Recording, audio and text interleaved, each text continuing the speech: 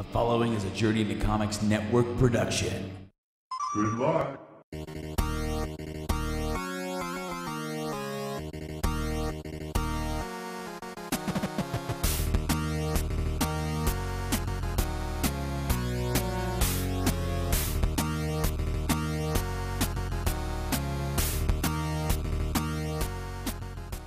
What's up, guys? Welcome back to the Game Addicts Podcast, the show where we talk about the modern and retro video games that we play and collect. I am your host, Brando, in a completely different environment. I think this is like sometimes we just go crazy and we just like uproot the show and take it somewhere else. That's the cool thing about having a portable studio thing to do so. Joining me here today, returning to the show as player 2, Tyler. Hello there. Yeah, thank you for actually speaking because we are an audio-based too. So, like the video thing is just kind of there for people who want to check that out. So you just like you waved and like nobody heard that. Player 2 is actually just an empty chair with a sweatshirt on it. And joining us today, his first appearance on the show, right? Tis. Oh, well, it is fellow Journey to Comics Network host Dick Dongo Tyner. That's first it's been said like that. Dick Dongo Tyner. I don't know which order that I don't know. You have plenty. You either say Dongo, Dr. Dongo, or you say Dick Blaine, or you just say Dick. Nate calls you DBT. which makes it sound like a special at Wendy's or something like that. Can I get 3 DBTs and a large Coke? Diet? Dude, Wendy's sizes are always like bigger than everybody else. Oh, they're enormous. You can't have 3, Tyler. There can only be 1. Fair enough. I don't know that we would need more than 1. Oh, no. I'm plenty. I stayed in town one day. I had to go to PetSmart or something, and I'm like, you know what? I'm going to go walk the mall during holiday season. And I was really just scoping out like Switch games for prices and whatnot because they have a few games that are not like $60 that I was looking at, you know. And I'd already looked at the other GameStop in town, but I wanted to go to the mall one. So went in there, walked around for a little bit, you know, all right, and I got out safe because... It's a miracle. Dude, like our mall had like a knife scare. Oh, yeah. I saw that. Dude, You were there that day? Yeah, like we had left just an hour before. I watched the video. Yeah, I watched the video too. That guy got fucking tackled and tasered and Yeah. tasered again because at that point you can hear him screaming. Well, okay. That's what happens when you're schizophrenic and you're off your meds and... Yeah. Well, okay, so that time was actually like a week later, and we were there, and I wanted to go and pick up said Switch games that were there, and got to do that. We walked around. We got the kid dinner, which he didn't eat. Typical kids. My gosh. Dad life. You just look at him, and you're just like, eat. And then you eat the food. Oh, I know. Sometimes, yes. Yeah, I always do. I made dinner I made my famous, to me, pizza pasta. It's really good. I made that for Miranda and her girlfriend. Or her girlfriends. her children. I like where this is going. Oh, yeah. Made it for her and her children. Her children are just like, yeah, it looks good. Didn't eat it. Like, they took, like, one of them took, like, maybe 2 or 3 nibbles. The other just, like, looked at it and kept messing around. And Wait till you have an infant. And then, yeah, right. And then later on, they're like, I'm hungry. We're like, cool. My kid's favorite place for food is the floor. Yeah. In the end, I mean, just when he says he's done, and you're trying to tell him like you ate the chips, and he's like, yeah, basically. And Sure like, did, buddy. No, like I made you a grilled cheese because you asked specifically for a grilled cheese. I even cut it up for you so it'd be easier, and waited to give it to you so you wouldn't burn yourself because I'm a responsible adult. Right. And then, so then I start bribing him with pudding, which worked for 1/4 of those pieces, and then he just threw one piece. I down. want pudding. Yeah, that's what. And I'm like, all right, you don't get any. So I put it up, and he's like, pudding? Nope, no pudding. I'm like, and then he's like, no pudding. I'm like, no, you're right, no pudding. You got that. Gold star for you today. But yeah, okay. So we were walking through the mall, and we've been doing that because he wants to walk. And when you're going to a store, a lot of times, like if you go to a grocery store, put him in the cart. It's easier because you don't have to chase after him. But walking through the mall, hold his hand, on each side, let him walk and let him wear himself out. That way it's easier to go to bed. Mm-hmm. And so we were there for probably like an hour and a half, maybe 2 hours. Went through a couple stores, and then a little bit after 7, we got out of there. At 8:53, that video was posted. So when did it happen? Was it right before that? Was it a half hour before that? I don't know. But in the comments, somebody said that he had tried to buy a gun at Dick's Sporting Goods. Mm-hmm. Refused to show ID, so they refused to serve him and sell him said handgun or whatever he was trying to buy. And so then he left and started walking the mall kind of suspiciously. And we actually saw a few police officers in like the main hall, like where you could go to Dick's or you can go to the jumping thing or to the food court. And one of them had like a notepad out. I'm like, oh, I guess there was an altercation. Something happened. Somebody's getting some information. Well, they were getting information about this dude who was walking the mall. And they were talking to security. They were talking to some people. Because they were trying to, I guess, maybe track this guy down at some point. Like, which way did he go? You know? Well, we went down, and then we ended up going to Kohl's, and then we left. And then we walked back out and went through Sears, because nobody goes to Sears. Right. Nobody was in Sears. Are they ever? It's funny, because we were walking, like, through Sears. Like, and this lady goes, have a good night, because she knew that we were leaving. She knew that we weren't going to buy anything. I mean, come on. She just knew. Oh, they're just passing through like everybody else does. Yep. And then, yeah, that video went up where I guess the police finally kind of cornered him outside of this Stratus. Is that the name of that Used store? to be Foot Locker. Was that Lady Foot Locker? Lady Foot Locker. Well, they like kind of cornered him and they kind of asked him some questions, and he pulled a knife on 7 police officers. Mm-hmm. Wow. It's like This is not going to end well for you, dude. It's like the end of Halo Reach. Spoiler alert. Trying to fight off the entire Covenant alone.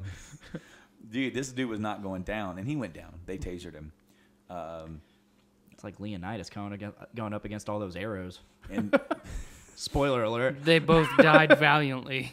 thankfully, Noble Six and Leonidas. no one was seriously hurt. I'm sure this guy is going to have a very, very bad Christmas holiday. He got tased, bro. He did get tased, and he got his ass arrested. Don't and tase me, bro. I was just like, that's crazy, because we could have just walked right by him, and we got our small little kid, 2-year-old kid that were just walking hand in hand in the mall. Yeah. And it's like you don't stop and think about that kind of stuff. You're just like, we'll be okay, because it's not right to live in fear either. No. Because you can't do that. But yeah, so I picked up some stuff, and actually those pickups were on the last episode.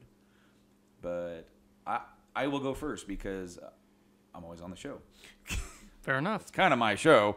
I can decide who goes first, last, whenever. So these are the 2 games that I teased that I was getting in the mail, and they actually arrived, 2 days after we recorded the last episode. But first up is This Is the Police for the Switch. I haven't seen this in physical local. It is available digitally. This is $30 physical or digital. So boom, there you go. And it's relatable to the story that we just told. It is. Actually, it's a nice segue. We were walking, myself and Miranda were walking down the mall, and I was like, hey, look, that's where it happened. I just pointed at the store. I'm like, that's where it happened. You just got tased, bro. Great story, Blaine. You're welcome. So this got recommended by a coworker, Matt, and he said he has it on PC and said it was pretty good, but he doesn't want to spend another $30 on it because on PC you can get this for even cheaper. Hint, but I'm not a PC gamer whatsoever. I don't like to mess with it. I don't want to sit there and tinker. I want to play games because knowing me, I'm going to get more into tinkering with it than I would actually like, all right, I can play games now. Yeah. I'm an Age of Empires guy if I'm playing PC. Yeah, well, That's it. When I sold all my crap, which I've told the story here multiple times, and I tried to go to PC to start gaming over there, I got a game on the Steam sale, and it was the scholarship edition of Bully. I love that game. I love Bully. Bully's great. And I'm like, awesome, it's on Steam. My computer is like, I have more than enough stuff to run this. But it's a shitty ass port. Yeah. And Rockstar did a shitty port of it, and they didn't fix it because they don't care. So I had to go through, find a fan-made patch for this game, turn off certain settings to make this patch work right, and lower my settings lower than what the recommended is, which I exceeded to even make the game runnable. And then I vastly discovered that I am not a mouse and PC guy or a mouse and keyboard guy. I don't care for it myself. My God. If I can just click around, I'm good. Like if I'm doing this, yeah. no, got to have a controller. I every time I get into a discussion with somebody on mouse and keyboard versus controller, you know, almost always they say, well, it's more responsive and, you know, it's just better. I'm sorry. It's just better is not a good... No, it's not, but it is more responsive. I'll give it that.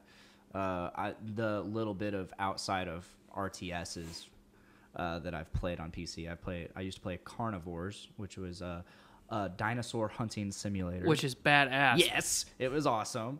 I got pretty good with the W for walk and strafe and all that bullshit. And yeah, clicking. Carnivores is great. The second one's even better. Oh yeah, and Ice Age. Mm-hmm. I played all of them, including Cityscapes. That was terrible, but I played it anyways. I didn't play that one. It's more story based than mission based than hunting.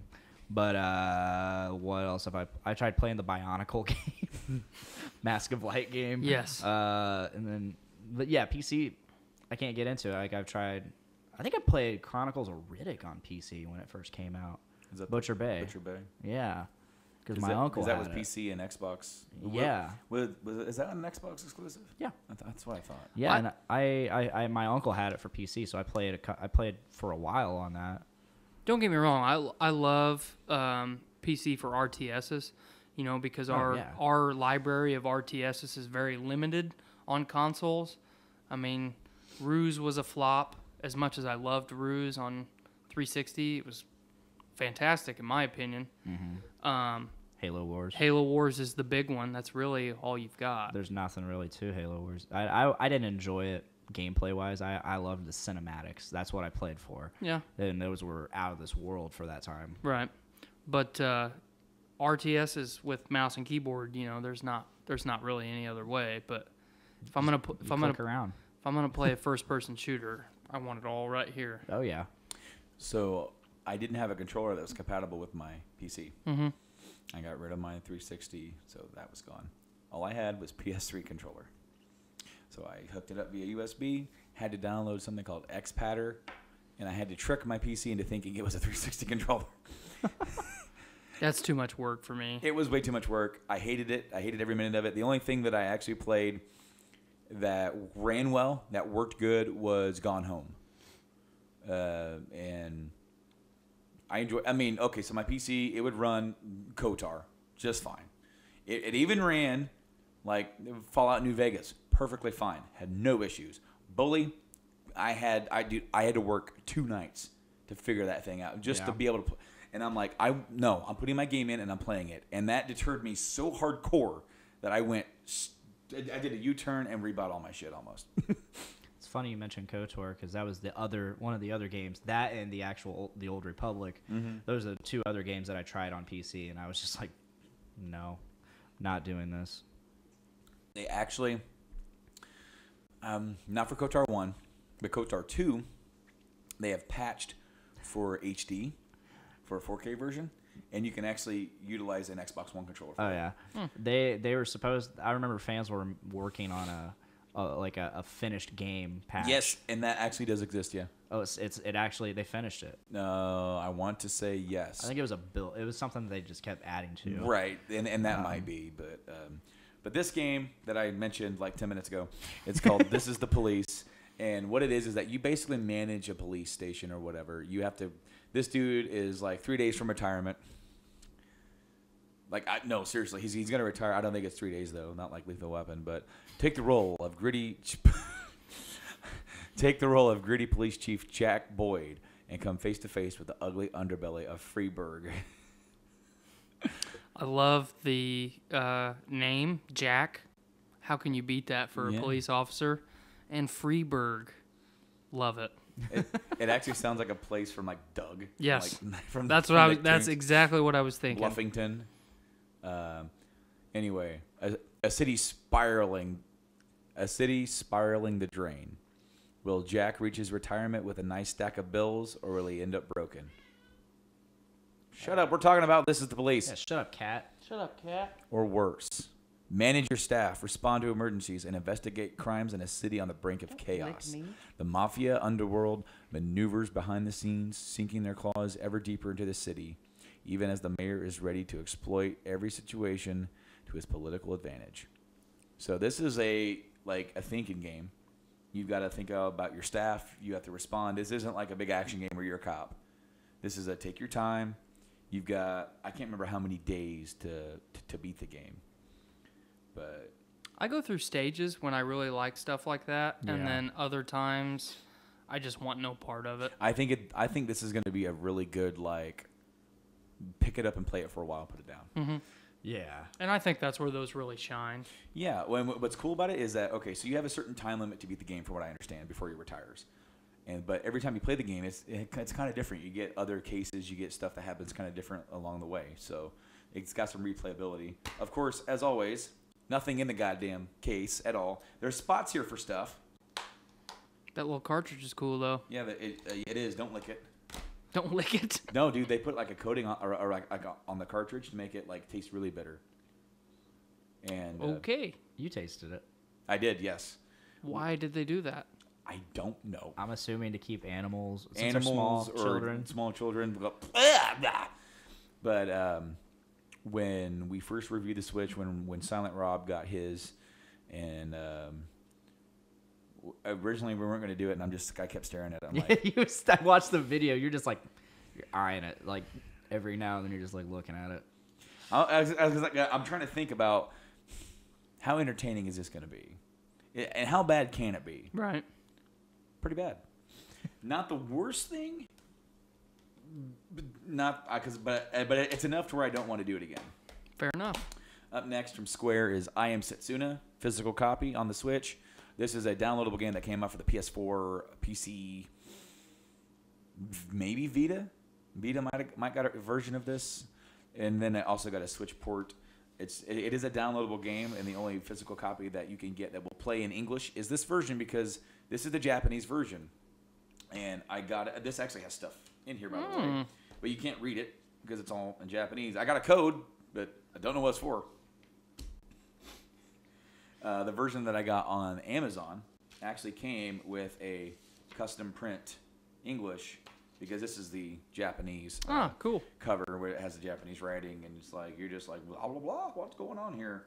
Of course, when I found out about this, I think it was in a YouTube video for My Life in Gaming, where they talked about import friendly games, and they did a list of them.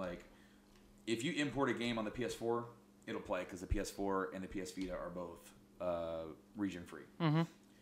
You should be good. However, be careful, because you want to make sure that you're able to play it, read it and all that kind of stuff. Right. For this game, when you put this game into an English Switch with the language set to English, it'll automatically set the language for the game into English. So then there are some voices, but they're all in Japanese, but then you'll be able to read the whole game. So I don't know if the English version has English little, hey, oh, that's nice, or whatever, those little quips of lines where someone has Persona does this a lot, where they have big long cutscenes, and then for other small stuff, where someone goes, yeah, but there's 3 lines of dialogue. Right. But this game, I Am Setsuna, this game is made by Square. It was, I want to say, made by the Tokyo RPG Factory. Maybe. I'm actually not 100% on that. Yes, there it is right there. I see it. All right, it's developed by Tokyo RPG Factory. I was right on the money. Cool. And what this is that this is heavily inspired by Chrono Trigger. The gameplay, it has all your team up techs where you can have 3 people and then 2 people team up for a 1 move and all that kind of stuff. I love Chrono Trigger to death. So this game, I've heard, is not as good as Chrono Trigger, but it's a pretty cool game. And it can be relatively short. Now, this game, downloadable on the Switch, is $40. Just recently, you missed it, guys. It was on sale for $23. This physical copy was $54. And why the price jumps? For the physical? Mm-hmm. I assume because it's an import. That is my biggest assumption for that. I'm a physical collector.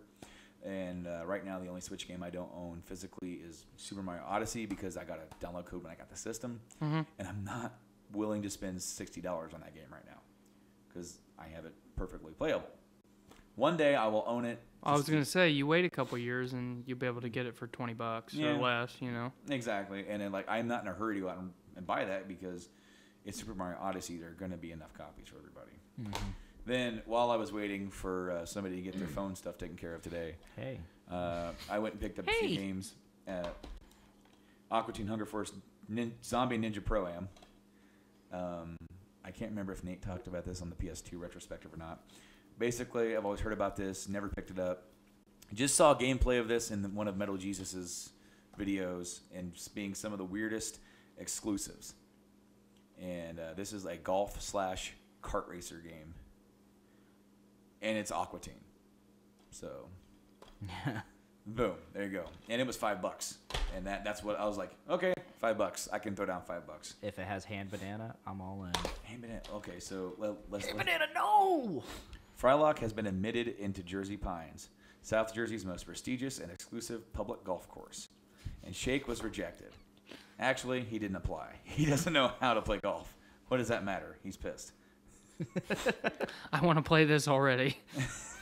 Do battle against Carl, the Mooninites, MC P-Pants, the Plutonians, and other classic villains.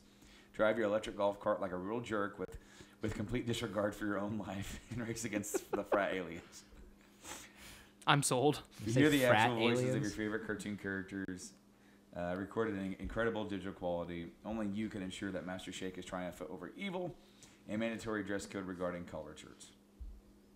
So he's also against that as well. It includes a never-before-seen Aqua Teen on Hunger Force episode. That's cool. A sandwich battle for the ages and more. We need more box, like, synopsises like Aqua Teen Hunger Force is giving us right now. Yeah. Oh, dude. Well, because it's totally in character for the game. Mm-hmm. Or even for the series. So, yeah, for $5, I couldn't say no to that. I remember me and Nate, he was talking about one of the weirdest games he owned, and it was that one. So now I own it, too. Cool. Also, for $5, I picked up Baroque from Atlas on PS2. Did I say that one was the Aqua Teen game is for PS2 as well, if I didn't say that. Basically, this is some weird Japanese game. Right on. There's a lot of those. It says here, dark, challenging, and wholly immersive. Baroque is a hardcore dungeon crawling RPG experience. Instantly, I'm like, RPG, awesome. $5, I might be in. It says a cataclysm has destroyed the empires of man, and it falls to you to fight your way down through the levels of the Neuro Tower in search of absolution. Buddy, this is some like deep shit. I feel like I should be like bleeding right now. Okay. Cthulhu is coming from the other room right now to get us. I feel like I feel like just sitting over there in a corner and because like this is actually pretty depressing compared to the other one. Right. You will find death in the depths of You will find death in the depths, yet learn that death is not the end of the story. In the twisted world of Baroque, it's only the beginning. Unique story progression. When your character dies, more secrets about the Forsaken world are revealed. Multiple endings, destruction and salvation hinge on your choices, and deep customization. Find and optimize a vast assortment of weapons and items. I love the rating on this. There's animated blood, fantasy violence, mild language, mild suggestive themes, and tobacco reference. Tobacco reference. No! Tobacco reference. Okay, so then for the Aqua Teen, for the rating, it says blood, language, mature humor, drug reference, cartoon violence, and suggestive themes. No tobacco references. Damn it. Okay, so for I can't read, like, even though the I Am Setsuna label, it's rated B. I don't know what that means because I'm not Japanese. It's rated badass. Yeah, right. So then I Am the Police it's funny because you got one you got English and then you got French. So you got blood or sang. I'm sure there's a read it all in French. Can I? I'm sure there's a dialect accent to it. or an accent. Drug reference, Mention de drogas, or drogues. Droogies? Intense violence. Violence intense. Oh, shit. God. They didn't even change the spelling. It just says Goddamn America. You know there's a guy out there. You know there's a goddamn Francois out there watching Game Addicts right now going, filthy Americans. Oh, dude. How dare you insult French? He's got a croissant and a beret. He's got a baguette strapped to his back. Just like ready to go. He's like ready to French it up today. Fuck yeah. Coming for you, France. Yeah. Okay, so just a heads up, if you guys didn't know, like the reason why they have the French on here is because North America for Canada, it's like half French speaking. So. Right. We don't talk about Canada. Canadian and Partial nudity. I like this game. Nudité. Partiel. all right. Sexual content. Contenu sexuel. Strong language. I can't say this word. Does it say language strong? Let me try it. That's what I thought. It does say language. I'll try it. It does say language, but it's like, well, derrière. I got a D- in French. Let's see if I can there do you this. Oh, what the fuck? Langage ou derrière. Or derrière. Are you Dothraki? I don't know. I don't know what that is. Violence intense. I did say I had. That's great. I did say I only got a D-. Okay. That's the best That one. fits with your 30% effort that you I put shouldn't forth have even all got the time. D-. So my cousin was the teacher, so the grade was helped to get a D-. Think about that. Really had to pull the leg there. So yeah, those are my pickups. Tyler, you're player 2, I guess. So let's go with you next. I really only have one pickup. I picked up the Crash Bandicoot Total Insane Trilogy on Black Friday. That's awesome. I've had a void in my life, which is Crash Bandicoot, for a long time, and I'm really excited to play through that again when I get a chance. Well, it's also the original 3 and not some of the ones they did with Vivendi Right. later on that really just were not the same. Right. The first 3 Crash games on the original PlayStation are amazing, and then of course you have Crash Team Racing, which unfortunately is not on there. But Yeah, I was really disappointed to not get my kart racing on because, between Mario Kart, which, is the king, always will be, but I really love Diddy Kong Racing and Crash Team Racing. we actually talked about this because then, so Naughty Dog used to own Crash. Right. Then they sold the rights, and unfortunately, I think Activision or Vivendi was a part of Activision, and I can't remember. Activision now owns the rights to Crash, which is sad because I kind of wish Crash was still Naughty Dog and still just PlayStation. That's, to me, Crash is like the mascot for PlayStation. Right. It hasn't always will be. But then like Naughty Dog went on to do the Jack series, Jack and Daxter, and now all of those are available on the network. All 3 of the games and Jack Racing Extreme or Jack Racer X or whatever. Which I didn't know that, and I'm really excited just to play something other than Mario Kart. I mean, think about it. We haven't had any kart racing. No. I keep saying they need to do a new Diddy Kong Racing. There was one racer, speaking of Diddy Kong, that was actually kind of cool. And none Conker. of you, Banjo-Kazooie. well, Conker was in Diddy Kong Racing. That's Yeah. kind of weird. That was his first game. He was Yeah, in. it was. But it's Sonic All-Star Racing Transformed. Ah, okay. I forgot about the Sonic one. And that one's really good. I remember that one. Because it got released. It got so many platforms like PS3, 360, Wii U, 3DS, Vita, pretty much everywhere on the last gen. And that game, I got that for free on the Vita, just to try it out. I mean, come on. And it's all Sega characters. It's so if you're a big old school Sega fan, it's pretty cool. But like Diddy Kong, you transformed like you would be racing, and then you'd be a boat, and then you'd be like a plane type thing. So it brought that aspect kind of back to it, where you were. I'll have to play through that too, because I always forget that they did that. And it was honestly, for a modern effort, pretty darn good. One of my favorite ones though was Mod Nation Racers. Mm-hmm. I don't know if you ever played that. You can completely custom create your racer and tracks. Cool. And you could play downloaded ones, and you could download racers. Like, first time I played it with Nate, we downloaded a bunch of them, and I was like Super Saiyan Vegeta, just like racing. And I like this. It cracked me up because I won a race, and then he starts going, and I'm like, this feels good. He would totally not dance like that. But so that was your only pickup? Yeah, that's. I've really focused here lately on just trying to get through my backlog and a lot of other things. Dude, you know what's funny is that we did the backlog episode that you were on a few weeks ago, and some games in my backlog that I played were not even on that episode, and I actually brought them a few weeks ago to talk about, and it was the 3D Dot Game Heroes and Assassin's Creed Rogue, which Assassin's Creed Rogue just got rated for release on the current gen consoles, which is cool. I might get it now. Exactly. So like, nice pause there. Well, I was like looking at you, and I'm like, did he say I get it or I can get it? I'm like, oh, I think he said I can get it, and I just carried on.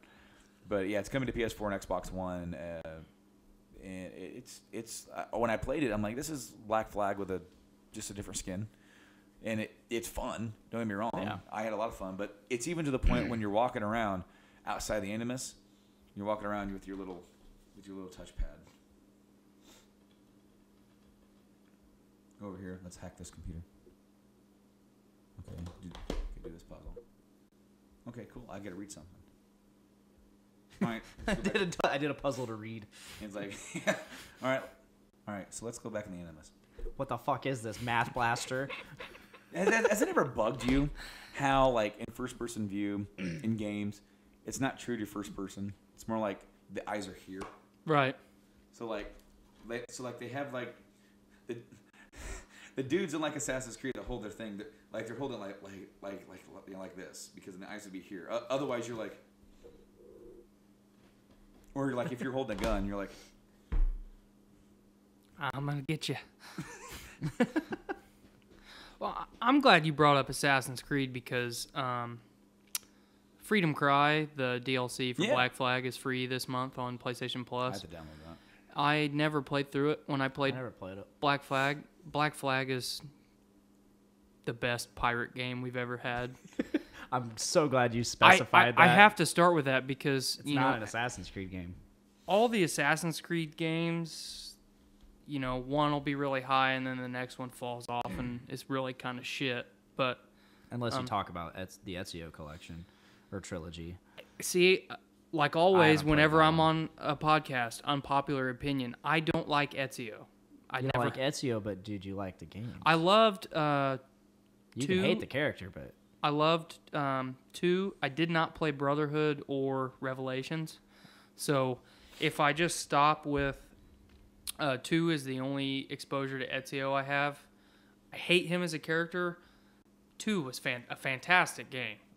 Well, from what I so I kind of skipped and went to Revelation, and I tried it out a little bit. From what I mean, if you really if you keep following him, you see growth in him. Right. He obviously changes. And in Revelations, you kind of play old man Ezio, where he's like kind of like in his early 50s, like a total master assassin. He's slower. And the thing is that it's funny because when I played Altair, I played it with finesse. Mm-hmm. But when I went to 2, I was more like just swinging my sword everywhere. Well, he should be bumbling around, right. Because he's not a trained assassin. Mm-hmm. But then when I get to 3, and he's got like this little hook thing to help him climb faster, and I just like that he had these little tricks where like he knows he's slower. Mm-hmm. But he's still got these little tricks up his sleeve. I'm definitely going to pick up the Ezio collection. I want to. Yeah. Now that I want to actually play those to completion. Right. Well, now they've been remastered. They've got beautiful visual. I mean, that's one thing about Assassin's Creed, the landscapes and the environments. In 4K Ultra HD right now, that's unbelievable. I mean, the shit has to look good. Origins looks amazing. Yeah, and I'm gonna wait. I might be getting that for Christmas. It's great. But I played through Freedom Cry. I'm really glad I didn't pay for it when I had Black Flag the first time around, because I think when it came out it was like $20. Yeah. $20 is not worth what Freedom Cry is. Was it just like one mission or? No, it's about 4 hours of gameplay. Okay. And it's, if you want to jump in a ship and go do pirate stuff, you can.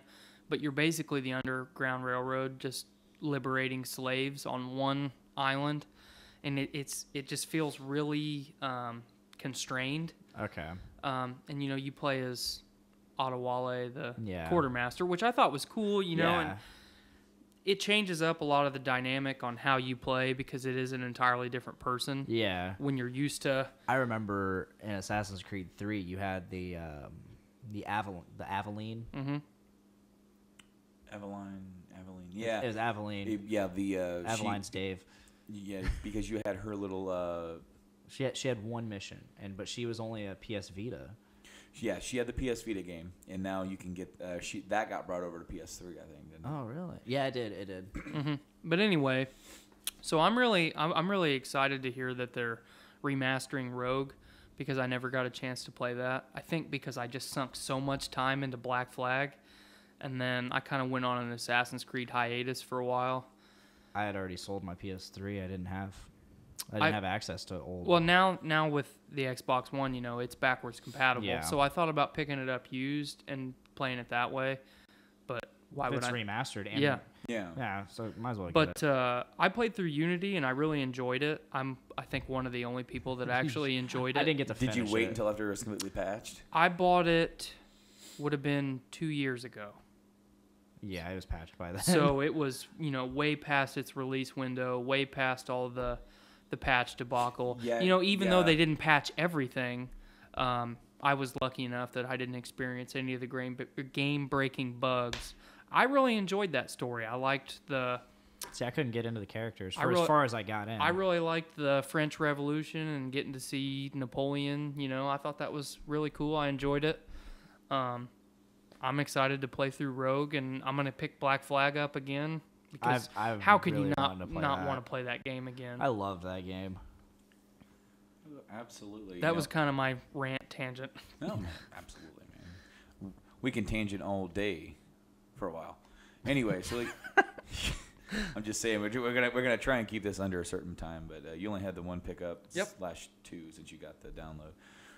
You had a bunch of Black Friday pickups. I bought a bunch of games. This is not one of them. So I'm gonna start with the PS4 games. These are like you said, this is all Black Friday pickups. I got Ark Survival Evolved. I've been eyeing this on PC for a while, and it came out for PS4 and Xbox One, and I'm gonna play it eventually. At least you opened it. Have you played it at all? The game's. I don't even know where the game is. No, I haven't played Hopefully it at all. it's in the system? I mostly no. I think it's probably sitting on top of one of the cases. I don't know. I wasn't worried about it. I'm probably not ever gonna play it, to be honest. I really want to, but you know me with games. I'm not a hardcore gamer, which Blasphemy. Is hilarious that I'm on this. But no, I've been wanting to play it for a while because I love dinosaurs. I love taming things, and I love also possibly killing dinosaurs. But no, I think I opened them all up. What I did was I just opened them all up, installed them, and then moved on. So yeah, that was my first pickup. Next one is Middle Earth: Shadow of War. I never finished Shadow of Mordor. Played about 15 minutes of it, and I was like, okay, I'm gonna go do something else. I think I was going to pick up my girlfriend that night at the time, and by the time I got 15 minutes in, she's like, hey, I'm ready. I'm like, oh, I'm okay, bro. And I never touched it again. Ended up selling it. Definitely go back before you play Shadow of War and play through Shadow of Mordor. I heard you don't need to at all. You don't. They set it up in a way that you don't have to. You will enjoy the experience of Shadow of War a lot more if you play through Shadow of Mordor. Mm-hmm. When I first played Shadow of Mordor, I thought, well, this is just a copy of Assassin's Creed. Yeah, and crappier. And well, I didn't like a lot of the elements. I don't in either of those games. I'm not on a ledge and then falling to my death all the time. That's good. That's an Assassin's Creed thing, you know? Like, I want to jump up. Oh, I'm diving to my death. Cool. I'm going to run through this doorway. Oh, I'm running up the wall. Yep. Okay. That never happens in those. And, you know, at first I was very unimpressed. And then when you really get to dive into the Nemesis system. I really did enjoy that. And a lot of the story elements aren't canon for the whole Lord of the Rings universe, but what they do to make themselves relevant is they tie them in perfectly. Like, everything might not be firing on all cylinders, but you see characters or you read about characters, and then it brings it all together. And both of them are really, really enjoyable. The combat is fantastic. I mean, with a game like that, you can't. When you have good combat, I don't know how you can complain about it. And if, you know, the biggest comparison that it has is Assassin's Creed, the combat in both of those games is tenfold better than Assassin's Creed. So definitely give them a try. I really wanted to. It's just, like I said, I got out of gaming at the time. Right. Like, I go in these phases where I'll be hardcore about it, and then I'll just stop It altogether. happens. But no, I got 15 minutes. That 15 minutes, I kind of, in that time, I was like, okay, I'm pretty sure I know exactly how the rest of this entire game is going to go. It'll surprise you. Gameplay-wise. It'll surprise you in some places. Okay. They add, as you play through both of the games, they add enough stuff to keep it fresh. Well, it is definitely next on my docket. And after I beat Assassin's Creed Origins, I about said oranges. Oranges. This week on Assassin's Creed Oranges. So, okay, my next pickup was a game I have actually already had. I had it on PS3, and I loved it. It's a shitty game, but I absolutely loved it because I'm a huge fan of Deadpool. I got the PS4 remaster, port, reboot, whatever the hell it is. And let me tell you about this PS4 version. It is absolute garbage. Graphics, it looks great. But the issue I had was about every 15 to 20 seconds, the entire screen would freeze. Like, the game itself would freeze. It's not like it wasn't the screen, because if it was a screen, people would have moved by the time it came back on. No, the entire game it sucks. So, like, your frames would drop so bad. Yeah, and it should be better since it's on PS4. Yeah. Well, I mean, could just be a shitty port. Good old Activision. So yeah, I can't wait to take this back to my local replay disc, and or game stop of game. Pool dead. That sucks because I was really excited. I played the first level of it, and I was like, yeah, cool. Shit. Not playing this ever again. Shame.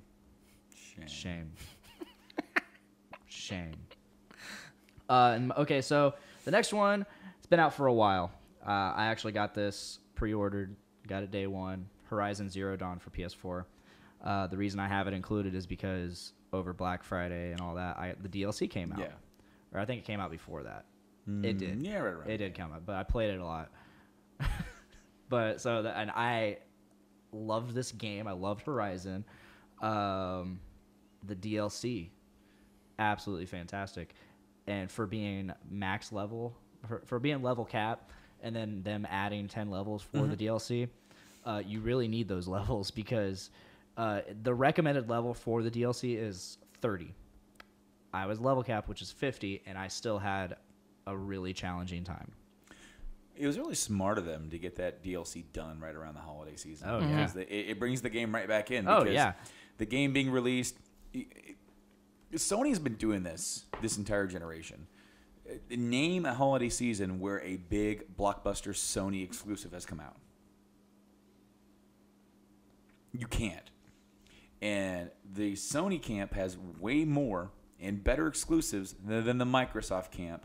It's been true since the PS3, and it is still true now. Much to Microsoft's detriment, because that's really hurting the Xbox One. As good as the Xbox One X is, and is an awesome 4K gaming device, you're basically selling it off of your old, run-out exclusives and third-party games, which most people have moved over to PS4 for third-party stuff anyway. And Sony's still putting out quality exclusive content. And what they've been doing with their content is, why compete with your Activisions, with your EAs, with your WB, with these companies that are going to be releasing big blockbuster AAA games in October and November? Why put Horizon in with that? Well, you look at what happened to Titanfall 2. Yes. When it released, it was right around the same time as Battlefield 1, and it got blown out of the water. So that's nothing but smart.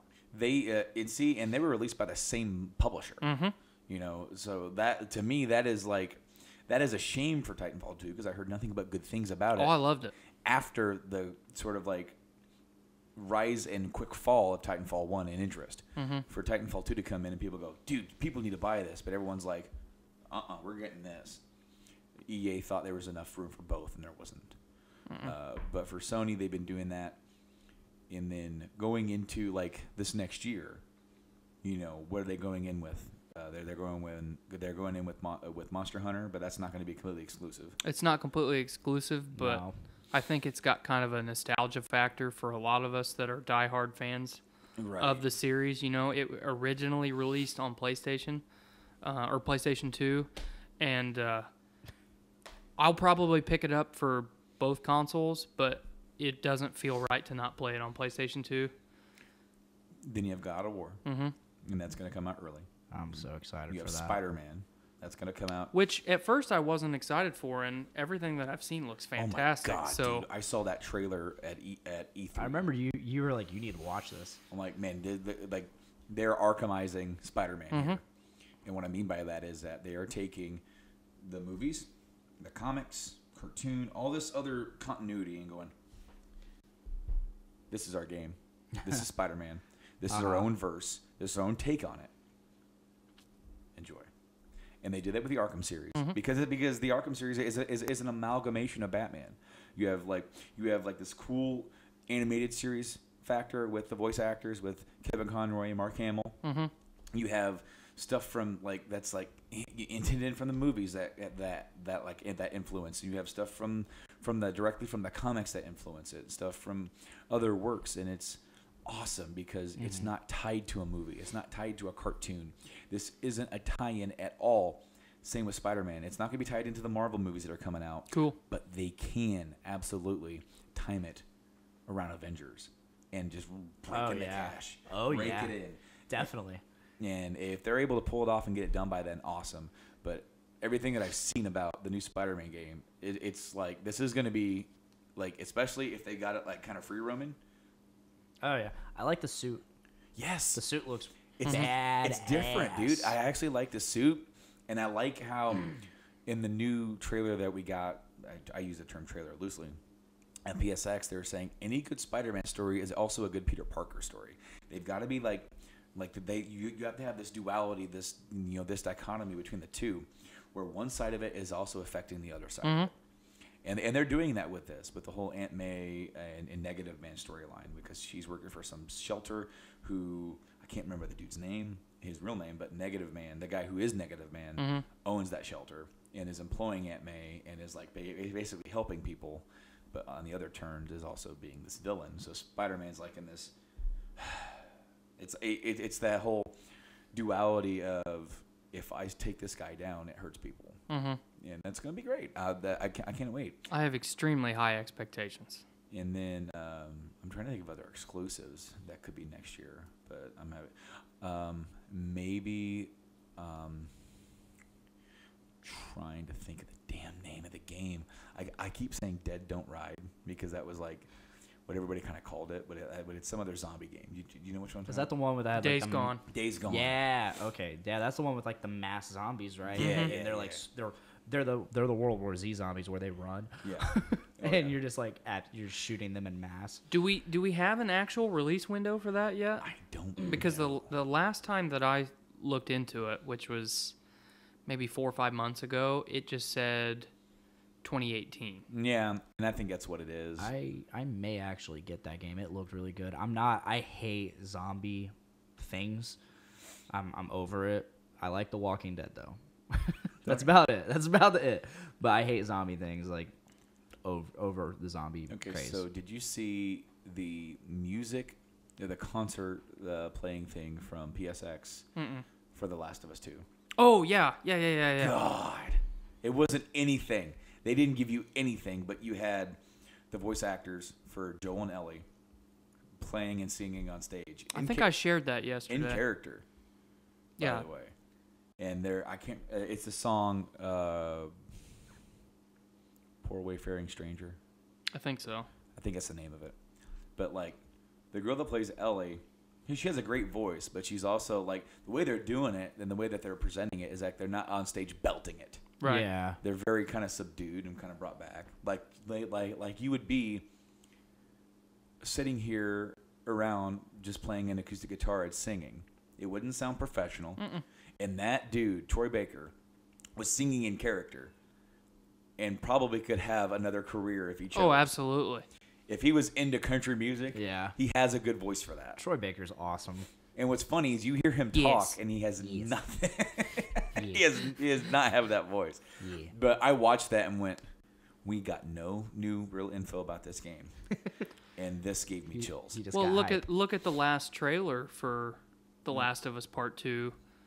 What did we really get from that? Not much, other than a glimpse of like some other possible new characters that we don't have any sort of basis on. We don't know who they are. We've got pretty much nothing other than the fact that we know that Joel and Ellie are in the second one.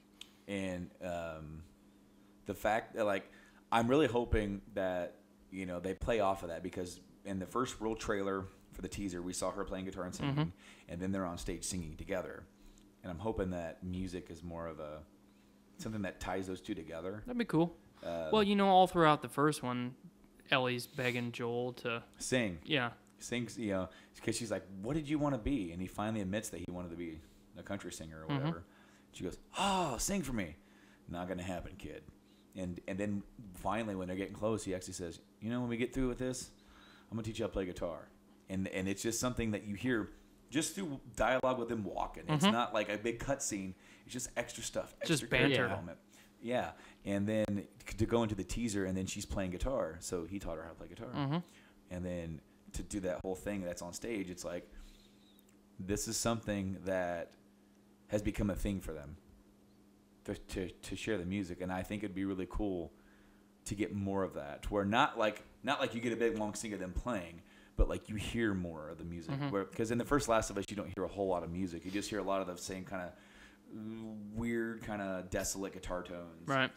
But I think it'd be cool to hear more of it, even if it's not like them actively singing, but it's just like maybe they have these tapes and they're like, when they're going along and they hear something or she says something, and more banter stuff like that. Well, it just goes to show, like from what we've got so far, how much their bond/relationship as surrogate father and surrogate child, they filled that role for each other. It's just more world building. And I wonder how him lying is going to play into that, because it'll be interesting to see if that's hashed out in the second one. Yeah, because it was never stated, and it's kind of left up to the player, because they didn't really know they were going to do a second one for sure. Right. But it was kind of just assumed that she knew he was lying, and it's like either she knows and she's pissed, or she knows and she's accepted it. And I'm going to be interested to see how they go. But you have a couple more games over there. I do have a couple more games. Moving on to Xbox One. My Xbox One Black Friday pickups. I have Halo Wars by 343 Industries. Xbox One console exclusive. Halo Wars 2. It's Halo Wars 2. I played the original Halo Wars my senior year. I went on spring break with my mother and brothers and others, and like that. and that's when we brought our 360. Are you Dr. Seuss? No, I'm Dr. Dongo, pal. All right. Oh yeah. We brought our 360 and we went to Orlando, Florida. And let me tell you about Orlando, Florida. There ain't jack shit to do in Orlando, Florida, unless you're going to SeaWorld, Disney World, or Universal. There ain't shit there. Fuck Orlando, Florida. There's not a beach. It's in the middle of the state, Tyler, which is what I thought. I thought I was going for a beach. I didn't know where Orlando was in the state. I just knew it was in Florida, which I made it was like, oh yeah, I can go. There's water everywhere. I would love to go to a beach. It's Water World. So anywhere can be a beach with a Home Depot. Anyway, so I go there. I find out there's nothing there. I'm bored. I just sat in the hotel room basically the entire week. I went to a mall that had like 3 stores in it. It was like a giant mall. It was a decent sized mall, but it had 3 stores. It's like a food court with 3 stores. There wasn't even a food court. Damn. It was there was a hurricane simulator. That was pretty cool. That was before like you're in Florida. You don't need that. You're right. That happens every year. You're right, Brando. Guys. You're right. And so there was there was like 3 stores and like a bunch of fake like poster stores.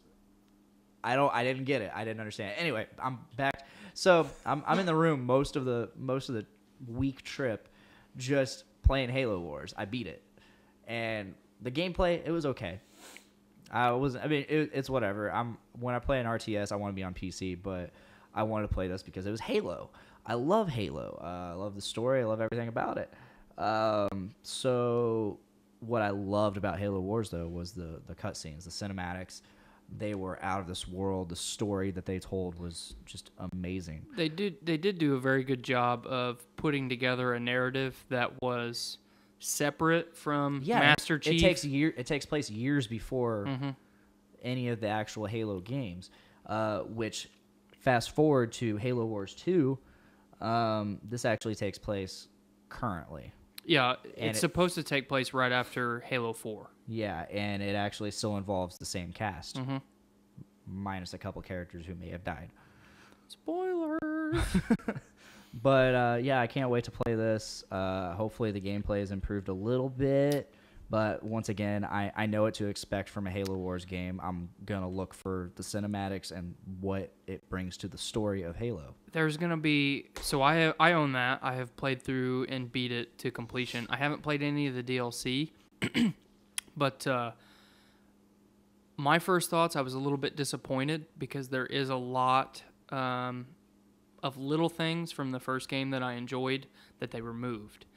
But the cinematics are still top notch. There's still a lot of what you enjoyed from the first one, but be prepared. It is, in my opinion, the second in command, so to speak. It's inferior to the first game. Okay. Was the first Halo Wars Bungie or 343?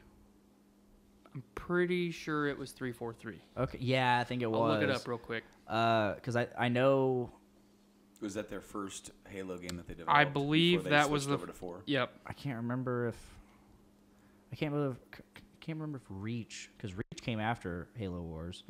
That wasn't 343, was it? No, Halo Wars was actually Bungie. Oh. Was Reach Bungie? Was that the last one that they did? I want to say yeah. And then. Yeah, Halo Wars was Bungie, and then, Halo Reach was Bungie, and then after Halo Reach, Bungie washed their hands of the Halo franchise. And went started Destiny. Making Halo for other systems called Destiny. Yes. Yeah. Moving forward, I have this Xbox Classic, now on Xbox One, Doom 3 BFG Edition. My favorite Doom game. I didn't know they were doing that, and when you told me you got that, I flipped shit. So that is actually the 360 version. That's reverse compatible. Oh, okay. When you see it does say that. It says plays on Xbox One and 360 asterisks, and what that means is that this is your typical poster. This is your typical DVD 9 360. It says right there it's a 360 disc, but the newer games that are backwards compat all have both logos up top. Okay, I tell you right off the bat you know. And it says down here, and on the asterisk, Xbox 360 game will download to Xbox One console. Performance same as Xbox 360 experience. So let's check out this poster. I think it's just the poster from the new game. No, it's from the original. Doom Oh, poster. what? It's the OG. It even says it on the front of the box, Blaine. It does say it on the front. Who are you shushing? Rad. You. All of you. All of you. I love what he's doing. He's like, well, that's what you do in the original game. There's no up or down. You just shoot in that general direction, and it'll hit. I'm going to get you. That's pretty cool, though, as I almost ripped your poster. I wouldn't be mad. Oh, okay. That's pretty cool, though. I'm glad that they're marketing this game again. Yeah. Pass it over to him. He's borrowing it. Cool. Thanks, man. That's why I tossed I'm it glad over that there, they're pal. marketing this game again because I played through the new Doom about 6-8 months ago, and I loved it. This is less arcadey. And that's what I was gonna say. The new Doom feels very retro Doom. It is. It really was. And I enjoyed everything about the new Doom, but this game set itself apart from for sure. everything. It was just a fantastic game. The movie took a lot of inspiration from that game. As bad as that movie was, I still liked it. Had Carl Urban. Cool. The new Doom is also available on the Switch now, which I heard is actually not a bad version to get. Awesome. They stripped it a little bit. Since it's an arcadey game, it can be on the Switch. It can be fun to play just on the go. And I've heard that it's very playable. You know, the Awesome. frames drop a little bit when there's a lot going on. Right, which at times there can be, yeah. But apparently not as bad as this game that just got released 2 weeks ago. WWE 2K, whatever the year, 18, got released on the Switch. They announced it back in September. By the way, we're all coming to the Switch. And everyone's like, cool, if you like those games. When I was a kid, I had it every year. I was a big wrestling fan, wrestling game fan. I still am a wrestling fan. I have a wrestling podcast on the network, but I've stopped buying them every year because I just man, I'm sinking money into this crap with the season passes. I'm as bad as a first-person shooter guy buying Call of Duty every year that I criticize. So I knew what I was doing. I might add that was another Black Friday. Oh, Call of Duty. I got Call of Duty Modern Warfare World War II Advanced Infinite Warfare. It's World War II. And yeah, it's fun. I liked it. Go on. Anyway, so I got last year's edition of the WWE game, 2K17. A lot of fun. I love the creation stuff. I love being able to create my own arena, my own show, my own guys. I played this wrestling booking game where you run a company on the PC. And you can create your own company. It has established guys in it because it's a free game. So it's a text-based game. It's all text-based. So you have to run the company, hire your writers, hire your staff, hire your referees, your medical staff, your agents, your wrestlers. You have to get on television. You have to charge ticket prices. It is to the T, like running a wrestling company, right? And I created a promotion based off an old backyard promotion when we were kids, running wrestling on a trampoline. And so I was able to take the stuff that I created for that PC game, the logos and stuff, and put that into the WWE game on the PC or on my PS4. Oh, that's cool. And so I got the logos. I made my arenas, stuff that was in my head for that PC game 10 years ago. I'm like, this is badass, The new one. I'm skipping it out because I'm not getting it every year anymore. I said I'm gonna get it when it strikes me, when the roster's right, when certain things have been improved. Well, the one thing I'm still pissed off about because on the last gen they had custom music tracks. They don't have that anymore because of the newer systems. So on the last one, even though they didn't have it, I'm still rattling in the streets about that. But I look past it because I'm like, I've set out 2 years. I'll get this one, I'll check it out. This new one, I'm not getting it because I'm stepping back. It came out with the Switch, and I was like, I'm getting a Switch. I need games. We'll see, because I got other games I want. I'm glad I didn't do it because that new WWE game they're pulling it off the shelves. It's that bad. Yes. IGN gave it a 3 something. Wow. And basically, it is pretty much unplayable. The frames drop so bad that in handheld mode, dude was running. Okay, so the dude was doing like maybe a Royal Rumble or some sort of like thing where they come out, right? Mm-hmm. The dude was running to the ring to get in the ring, and the game froze. So then he timed it. 8 minutes later, it started running at 1 frame per second. Wow. That's Okay. nuts. And apparently, there was a patch day 1 for the other ones to fix. As with games, I mean, this is the generation of games where we live in now. You pick up a game and it's not going to be complete. Right. I mean, as pissed off as I can get about that, that's the era we live in. Yeah. You're going to download. If you bought Halo collection, Master Chief collection, do you remember that? Do you remember how big that download was? It was like 50 gigs, right? It was like a 20 gigabyte download just for an update to play the game and fix crap in it. Hey, thanks for downloading that for me. Yes, I did, didn't I? So back when I got my Xbox One, my first Xbox One, I also bought the Halo collection, the Master Chief collection for it, and I had just moved into the house with Nick Torres, and we didn't have internet for a month. That was just the earliest date we could get to set internet up was at the end of the month. So I got that, and Brandon's like, "Hey, I can download all the stuff for it. That way you guys can at least just play it, have something to do." So, yeah. Yeah, so the Switch version download never came out. It still has not come out. There is no date for it to come out. And so, from what I've heard, there are some places who have pulled it completely. Some places that are just trying to get it off the shelves. So some places are charging $40 for it, and some places are still charging $60 for a game that you're not guaranteed for a patch to come out. And that really ticks me off. And I thought 2K would be better than that. As long as they're making money. I understand that. I get it. It's a money business, but why charge $60 or $80 for the deluxe, $90 for the season pass and this stuff for a game that is not even guaranteed to be playable on a system? Yeah.